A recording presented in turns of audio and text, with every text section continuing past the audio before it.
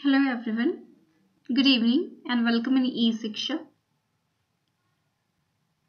आप सभी का स्वागत है मेरे YouTube चैनल e-शिक्षा में।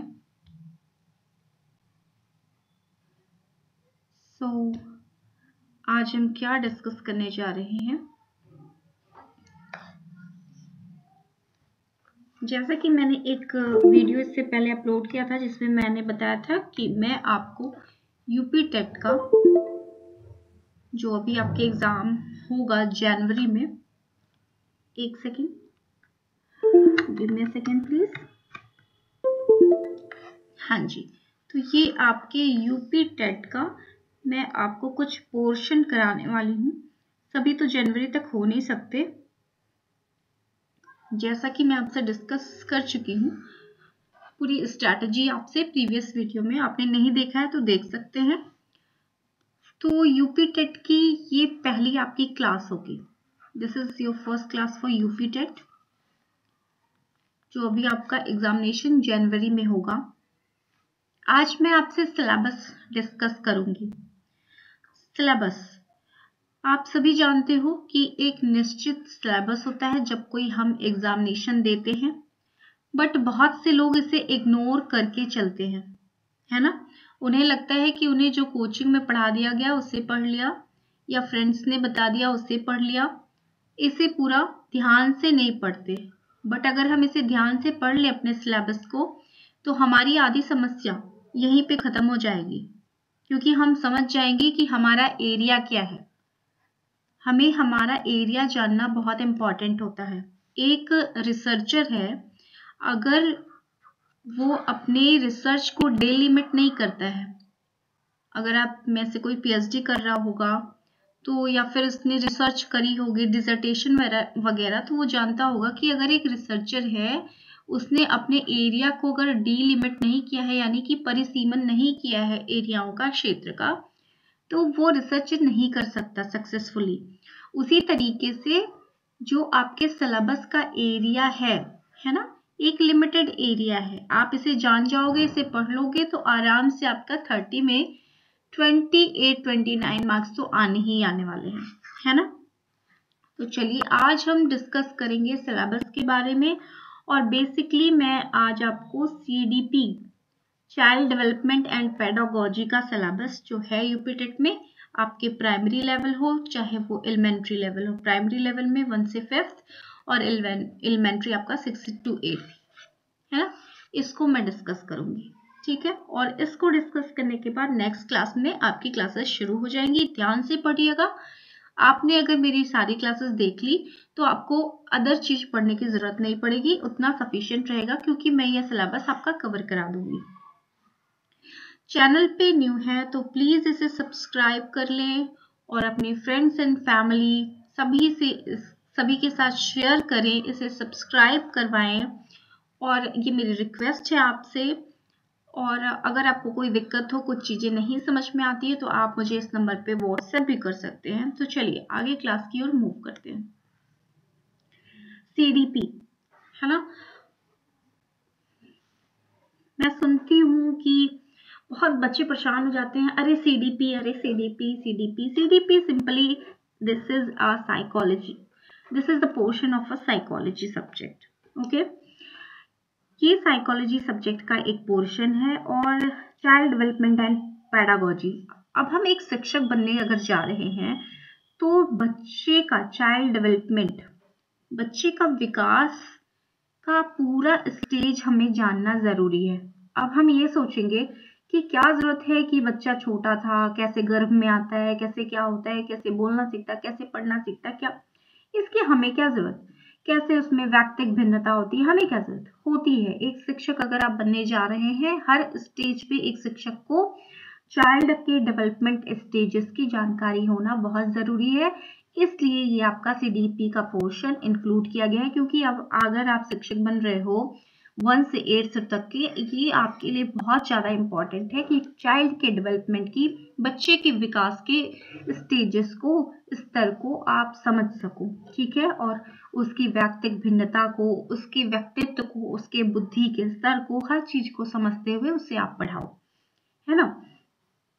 तो यहाँ पे और पेडागोजी का मतलब ही है कि आप बच्चे को पढ़ा कैसे रहे हो, उसका एक ये होता है साइंस ऑफ टीचिंग आप कह सकते हो, या आर्ट ऑफ टीचिंग। आप कैसे बच्चे को पढ़ा रहे हो, कैसे उसके दिमाग में चीजों को बिठा रहे हो। सिर्फ ये नहीं कि आप उसमें सिर्फ उसके दिमाग में चीजों को भर रहे हो, नहीं, आपको भरना नहीं है, उसको, उस बच्चे को इस काबिल बनाना है कि वो चीजों को समझ सके और अपनी समस्याओं को किसी तरीके से सॉल्व करने के लिए प्रयत्न कर सके। ठीक है, तो पहला मैं ऐसे बस एक मोटे तौर पे बताना चाहती हूँ कि क्या है आपके इसमें और आपको क्या पढ़ना है। तो चाइल्ड डेवलपमेंट, बच्चे का विकास, बाल विकास होता क्या है, यानी कि आपको मीनिंग, अर्थ जानना है। रियली सॉरी, मीनिंग, अर्थ जानना है बाल विकास का, चाइल्ड के डेवलपमेंट का, बाल विकास का अर्थ जानना है। उसकी आवश्यकताओं को जानना है, यानी कि उसकी नेसेसिटी क्या है, उसकी जरूरत क्या है, उसकी जरूरत क्या है और इसका क्षेत्र क्या है, बाल विकास का क्षेत्र क्या है, एरिया जिसे कहते हैं, स्कोप कहते हैं। और स्टेज, स्टेज से बहुत क्वेश्चन आता है ना। स्टेज ये ब्रॉड भी हो जाएगा कि बच्चे का जो विकास का एक स्तर होता है, स्टेज जिसे आप कहते हैं, जैसे वो कॉन्सेप्शन पीरियड जो होता है, यानी कि बच्चा माँ के गर्भ से आता है और एडोलसेंस यानी किशोर अवस्था में पहुंचता है, वहां तक का आपको अध्ययन करना है। इस स्टेज में क्या, कब क्या चेंजेस आते हैं, कब क्या सीखता है, कब क्या नया सीखता है, ये सारी चीजें आपको यहाँ पे सीखनी है। उसके बाद आपको चाइल्ड डेवलपमेंट के डायमेंशन को जानना है। डायमेंशन को कहते हैं हम आयाम या एस्पेक्ट। कितने पक्ष होते हैं एक बच्चे के डेवलपमेंट के, उसके विकास के कितने पक्ष होते हैं, तो इस पक्ष को आपको जानना है। तो इसमें आपके बच्चे के विकास के बहुत ढेर सारे आयाम होते हैं, पक्ष होते हैं। उनमें से कुछ मैं आपको बता रही हूँ, जैसे कि बच्चे का, एक सेकेंड,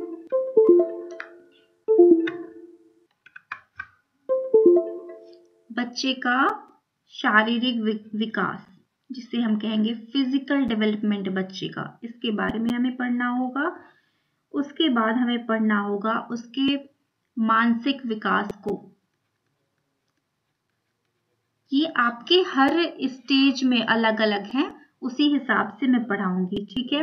उसके बाद आपके मानसिक के बाद हो गया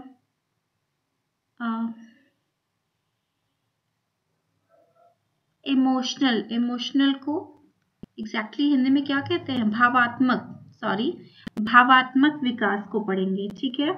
फिर बच्चे का एक है लैंग्वेज डेवलपमेंट, यानी बच्चे की भाषा का विकास आपको पढ़ना है, लैंग्वेज डेवलपमेंट। नाम सुना होगा आप लोगों ने चॉम्स्की जी का, इनका बड़ा योगदान है, इन्होंने अपनी थ्योरीज वगैरह दी है, तो यहाँ पे हम वो पढ़ेंगे। फिर बच्चे में सृजनात्मकता जिसे हम क्रिएटिविटी कहते हैं, उसे पढ़ना होगा। उसकी थ्योरीज जो भी हैं यानी उसके सिद्धांत हैं, उन्हें पढ़ना होगा। फिर हमें पढ़ना होगा कि बाल विकास के आधार क्या है, बेसिस क्या है बाल विकास के, और इन्हें प्रभावित करने वाले तत्व, बाल विकास को प्रभावित करने वाले तत्व में आप जानते हो कि एक तरीके से इन्वायरमेंट होता है, यानी कि वातावरण। बाल विकास को प्रभावित करने वाले तत्व में factor affecting child development, and first is heredity, आनुवंशिकता, and second is environment and that is called वातावरण। तो हेरिडिटी और वातावरण को भी आपको यहाँ पे पढ़ना है, ठीक है। इतना समझ के आगे मूव करते हैं। फिर आपको पढ़ना होगा लर्निंग, अधिगम जिसे आप कहते हैं, अधिगम सीखना। यहाँ से भी क्वेश्चन बनते हैं, तो आपको अधिगम सीखना है कि अधिगम का अर्थ क्या होता है, कौन से तत्व, कौन से फैक्टर इसको प्रभावित करते हैं, उन्हें पढ़ना होगा। साथ में आपको पढ़ना होगा रूल्स ऑफ लर्निंग, जो आपके थॉर्नडाइक महोदय ने दिए हैं रूल्स, आपने पढ़े भी होंगे, यहाँ से क्वेश्चन बहुत बनते हैं। 2 तरह के रूल दिए हैं इन्होंने, प्राइमरी और सेकेंडरी, यानी कि प्राथमिक और गौण। तो ये आपको रूल्स ऑफ लर्निंग पढ़ना है। फिर आपको लर्निंग में कुछ थ्योरीज हैं पावलोव महोदय की, उन्हें पढ़ना है। स्किनर की पढ़ना है। ये सब अधिगम की सिद्धांत हैं। कोहलर को पढ़ना है। उसके बाद आपको वाइगोत्स्की को भी पढ़ना है।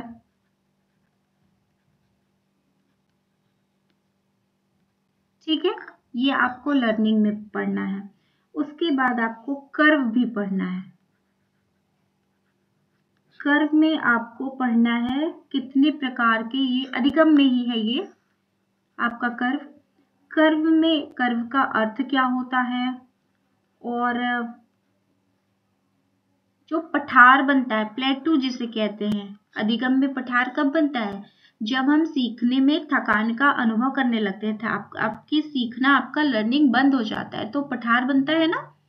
तो यहाँ पे उसका भी आपको अध्ययन करना है। फिर आपको पढ़ना है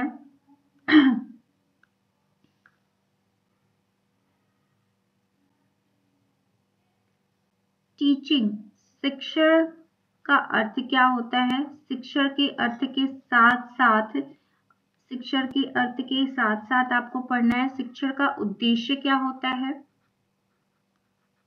फिर आपको यहीं पे संचार भी पढ़ना है, कम्युनिकेशन। फिर इस शिक्षण के आपको सिद्धांत पढ़ने हैं। देखिए लंबा चौड़ा तो है ही आपका, बहुत ही, अगर हम इसको बहुत डीप स्टडी करें तो ये साइकोलॉजी का इतना बड़ा पोर्शन है कि हम 6 महीने लग जाएंगे सारा कुछ पढ़ने में।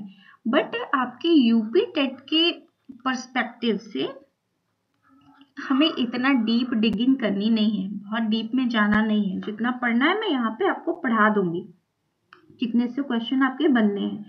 तो शिक्षण के आपको सिद्धांत पढ़ने हैं, शिक्षण के फिर आपको स्रोत भी पढ़ने हैं, और शिक्षण के आप कह सकते हो मेथड्स, विधियां पढ़नी है आपको, कुछ कौशल आपको पढ़ने हैं शिक्षण के। उसके बाद एक पोर्शन आता है बहुत ही, इस समय अगर आप साइकोलॉजी पढ़ते, इंक्लूसिव एजुकेशन, इंक्लूसिव एजुकेशन जिसे कहते हैं समावेशी शिक्षा, समावेशी शिक्षा। समावेशी शिक्षा में ही आपका गाइडेंस और काउंसलिंग भी रहेगा, परामर्श और निर्देशन भी रहेगा। ठीक है, जिसमें आपको पढ़ना होगा कि शैक्षिक इंक्लूजन, शैक्षिक समावेशन होता क्या है, शैक्षिक समावेशन, शैक्षिक समावेशन के साथ साथ आपको पढ़ना होगा जो बच्चे इम्पेयर्ड हैं, है ना, जो बच्चे कई तरीके से इम्पेयर्ड हो जाते हैं, फिजिकल रूप से या विजुअल दृष्टि बाधित हो जाते हैं, या फिर हियरिंग इम्पेयर्ड हो जाते हैं, स्पीच इम्पेयर्ड हो जाते हैं, बोन इम्पेयर्ड हो जाते हैं, मतलब किसी तरीके से बच्चे में अक्षमता आ जाती है, यहाँ पे वो थोड़ा सा पढ़ना है आपको। फिर आपको पढ़ना है कि इन बच्चों के लिए जो विजुअली एक दृष्टि बाधित है, श्रवण बाधित है, इन सब बच्चों के लिए कौन सा इक्विपमेंट हम यूज करते हैं उनकी पढ़ाई में, इक्विपमेंट यानी कि कौन सा टूल ऐसा यूज करते हैं हम, टीएलएम कौन सा यूज करते हैं, जिसे आप टीचिंग लर्निंग मटेरियल बोलते हो ना, कौन सा टीएलएम यूज करेंगे इन सारे बच्चों को पढ़ा, ताकि हम अच्छे से पढ़ा सके और उनका समावेशन हो सके। ठीक है, और कुछ ऐसे टूल जैसे ब्रेल लिपि वगैरह आती है, यहीं पे आपकी सारी आ जाएगी। फिर आपको क्या पढ़ना है, फिर आपको गाइडेंस पढ़ना है। आज हर एक क्षेत्र में, हर एक जगह हमको गाइडेंस की जरूरत पड़ती है ना। हमें क्या करना है, हमें क्या सब्जेक्ट लेना है, हमें क्या पढ़ना चाहिए, हम वीक हैं जिस सब्जेक्ट में उससे कैसे हम अच्छा कर सकते हैं, कैसे हम एग्जाम को क्रैक कर सकते हैं, हर जगह परामर्श की। इवन हमको दैनिक अपने जीवन को जीने के लिए भी आजकल परामर्श की आवश्यकता पड़ती है। तो ये गाइडेंस और काउंसलिंग साथ में है ना, इन्हें भी हमें पढ़ना है। गाइडेंस एंड काउंसलिंग को भी हमें पढ़ना है कि इनका अर्थ क्या होता है और इनका उद्देश्य क्या है, टाइप्स क्या है यानी कि प्रकार क्या है, कैसे ये आपके स्पेशल बच्चे जो विशिष्ट बच्चे हैं, कैसे इनके लिए गाइडेंस और काउंसलिंग बहुत ही इम्पोर्टेंट है और ज़रूरी है, और कह सकते हैं इसका बहुत बड़ा उद्देश्य है। ठीक है, फिर क्या पढ़ेंगे, फिर कुछ डिपार्टमेंट्स आपको पढ़ने हैं यहाँ पे। डिपार्टमेंट्स, कुछ डिपार्टमेंट कह सकते हैं या कुछ इंस्टीट्यूट संस्थाओं को कह सकते हैं, कुछ विभाग संस्थाएं जो सपोर्ट करती है कंसल्टेशन में जो सपोर्ट करती है, जैसे कि आपकी पहली साइकोलॉजी उत्तर प्रदेश, फिर डिविजनल साइकोलॉजी जो डिस्ट्रिक्ट लेवल पे होती है ना, फिर आपकी डिस्ट्रिक्ट हॉस्पिटल,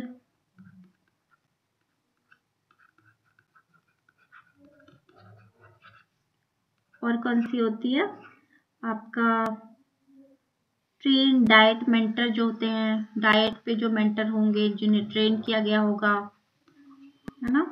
कुछ कम्युनिटी स्कूल्स होंगे, कम्युनिटी स्कूल के साथ साथ कुछ गवर्नमेंट के एनजीओ होंगे, फिर साथ साथ आप कह सकते हो कि इतनी चीजें आप समझ लीजिए, ये आपको पढ़नी है। और भी साथ में क्या पढ़ना है, पेडागोजी का सेक्शन है, आप समझ लीजिए कि बच्चा कैसे थिंक करता है, सोचता कैसे है बच्चा, थिंक एंड लर्न, बच्चा कैसे सोचता है और सीखता है, ये आपको समझना है लर्निंग एंड टीचिंग में। ठीक है, बच्चा क्यों फेल हो जाता है, सक्सेस उसे नहीं मिल पाती, क्यों सक्सेस अचीव नहीं कर पाता है। साथ में बच्चा कैसे एक खुद का प्रॉब्लम सॉल्वर बन सकता है, अपनी समस्याओं का समाधान बच्चा खुद कैसे कर सकता है, साथ में वो साइंटिफिक इन्वेस्टिगेटर खुद क्यों कैसे बन सकता है, ये आपको पढ़ना है यहाँ पे।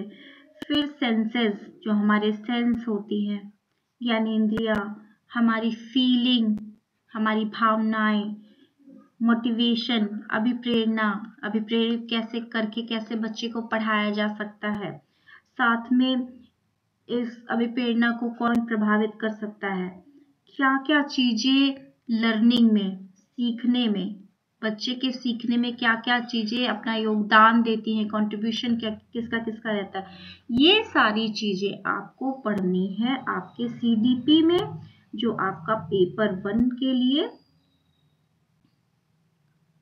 एक सेकेंड दीजिए। ये सारी चीजें आपको पढ़नी है अपने पेपर 1 के लिए, 1 से 5th के लिए, 1 से 5th के आपको सीडीपी के लिए, चाइल्ड डेवलपमेंट एंड पेडागोजी के लिए। ठीक है, अब दूसरा भी देख लेते हैं, इसमें भी लगभग सेम चीज है।